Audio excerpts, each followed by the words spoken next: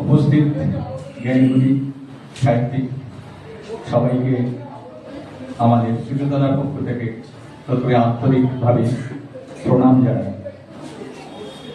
দীর্ঘদিন ধরে এই পত্রিকার চলার পিছনে আপনাদের উপস্থিতি আমাদেরকে উৎসাহিত করে চলেছে, আজও তার ব্যতিক্রম হয়। তাই সবাইকে আমাদের সুচেতনার পক্ষ থেকে স্বাগত জানাই। আপনারা নিজেদের অমূল্য সময় ব্যয় করে আমাদের জন্য রেখেছেন, এটাই আমরা ধন্য, আমরা কৃতার্থ। আপনারা এভাবে আমাদের সহযোগিতা করলে আমরা আগামী দিনে এই পত্রিকা আরো দীর্ঘদিন ধরে চালিয়ে যেতে পারবো, এটা আমাদের খুব দৃঢ় বিশ্বাস আছে।